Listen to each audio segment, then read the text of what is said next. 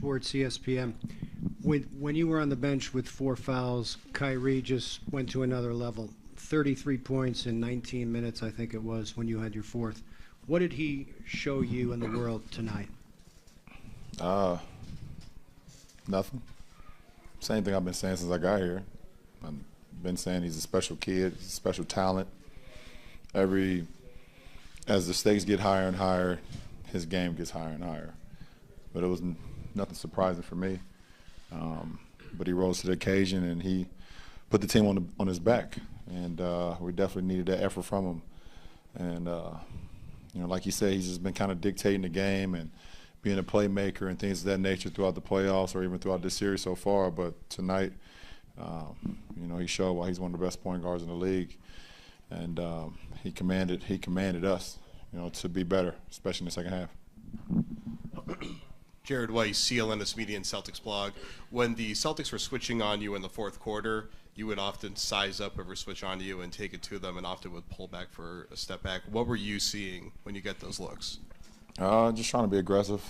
Obviously, I couldn't be as aggressive as in the first half because of the foul trouble. So, if I'm on the floor, I got to be aggressive and try to make plays, help our team be successful, and read the defense. I was able to still be aggressive and find 2 of our shooters, for 2 threes. Found Kev, found Swish. It was just trying to read the game, the game in between the game, and it worked well for us. LeBron, Ray Jeske, ESPN 990. Fourth quarter, it seemed like it all came back to you, scoring the ball, shooting the ball over kind of a difficult stretch. Is that just kind of a thawing out thing? You're through that stretch and return to the player, the shooter, the scorer that you were the previous 10 games, or something you just had to kind of fight through? What happened there? Yeah, my rhythm, for the most part is broken when you get, I can't remember, I don't think I've ever had 4 fouls in a game before in the first half, so my rhythm is kind of broken, and you got to try to figure out ways you can still help the team. And my teammate said, just be aggressive, be you. You got us to this point and continue to do that. So, I just try to find ways to get into the lane, get some in transition. When they backed off, shoot the jumper, and felt very comfortable with it. So I was able to get back into a rhythm very fast. And by the same token, do you feel as a team that you've kind of recovered now that you got to go back into Boston for Game 5 and you kind of refound whatever you had prior to Sunday? Well, at the end of the day, you play the game that's in front of you. We didn't take care of business in Game 3. They played well. Tonight they played well again, but we was able to play well, especially in the second half, and we defended. And if we defend, then we're going to always give ourselves a good chance to win. So, we look forward to, to the next game. And, it's a difficult challenge because, our preparation going into the series was going against a team with Isaiah.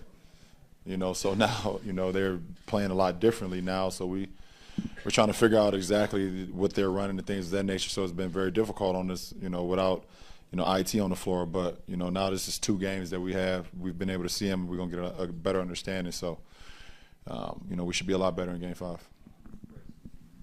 LeBron, Chris Fedor, Cleveland.com. I was going to ask about that exactly. Do you feel like the second half was evidence of you guys starting to understand exactly what it was they're trying to do without Isaiah now that he's not there? Yeah, like I said, we game plan because their series went to 7. We game plan for both teams, and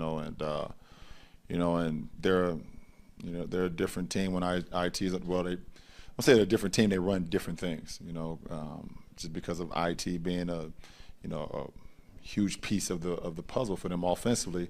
So they had to kind of reshape, and that's the beauty of having Brad Stevens as your coach. You're able to reshape what you do offensively and still, be in a good rhythm. So, it's been challenging for us to kind of, plays out of timeout.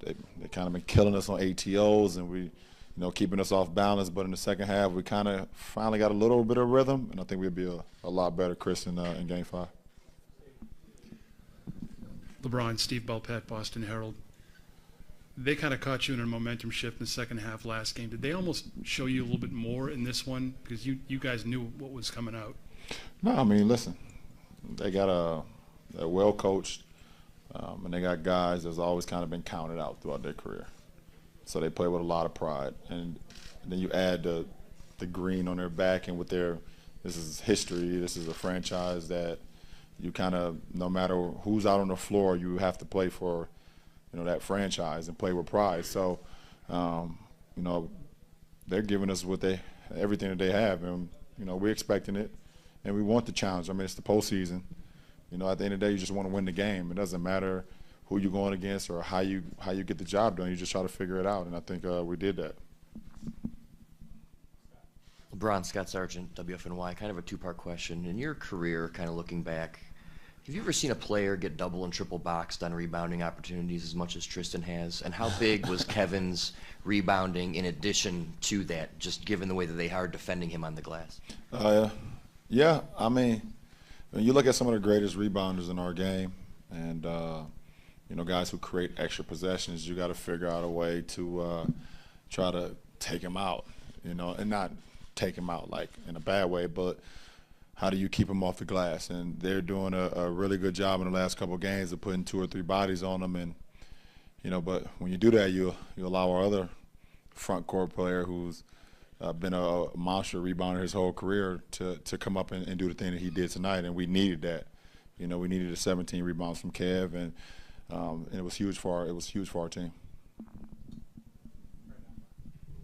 LeBron, Hayden Grove, Cleveland.com. You mentioned you've never had 4 fouls in a game. Have you ever missed a dunk like that in the game? I have. I think I missed one in Boston before. I've missed a couple dunks in my career.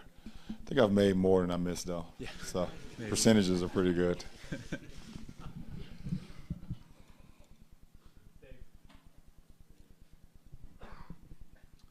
LeBron, Dave McMenamin, ESPN. When you came into the league, there was not a superstar on your team that you had to kind of manage with or manage your game with. What have you seen about the way Kyrie has either taken your example at sometimes or take the lead other times?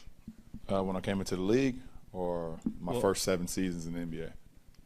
Right, your first 7 seasons. Yeah, exactly. I mean, the kid is special, and he basically was just waiting for an opportunity to be able to blossom, and I'm just happy and blessed that when I decided to come back, that I was able to help him blossom, I guess, you know, because he gets to play, you know, in games that he's always been built for. He just never had the opportunity because of the team at that point in time. So, you know, with me coming back and we getting Kev and making a trade for JR and Timo and Shump and, you know, and all the pieces started coming together, and Double T gets better, and, you know, Delhi and all that. And in year 1, it started to, you know, even though it wasn't the successful season that we would have hoped for, it gave him some experience that he didn't have in his first, I don't know, what he had 4 seasons before I got here, that he didn't have.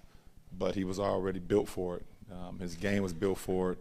And I'm happy, like I said, to be able to, I guess, sit back with 4 fouls and see him do what he's always been built to do.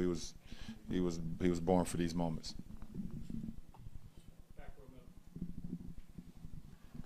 LeBron, Bill Bender, Sporting News. How much did the defense help trigger that 40-point third quarter, you guys as a team collectively on defense? Well, I mean, in order to be successful, you have to defend.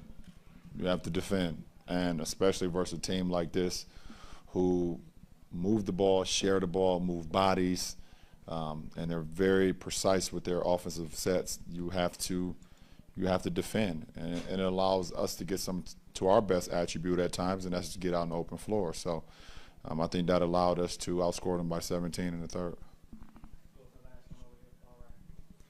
Dave Chudowski, WKYC Channel 3 Cleveland. LeBron, the sense I got from Boston fans when I left there, they didn't really feel like they'd be coming back, that you guys would come back. How difficult will it be to close them out with a chance to go to the finals again? Well, I mean, the closeout game is always the hardest. And then also you're doing it in Boston, it's going to make it even harder. You know, so, you know, we have to go in with the bunker mentality as we had in Game 1 and Game 2 to go out and do what we do. But we have to defend. We have to execute offensively. We have to have low turnovers, and we have to try to make them miss because they, you know, some of those guys play a lot better at home. You know, it's just how the game be played. But we play the game, and we'll see what happens.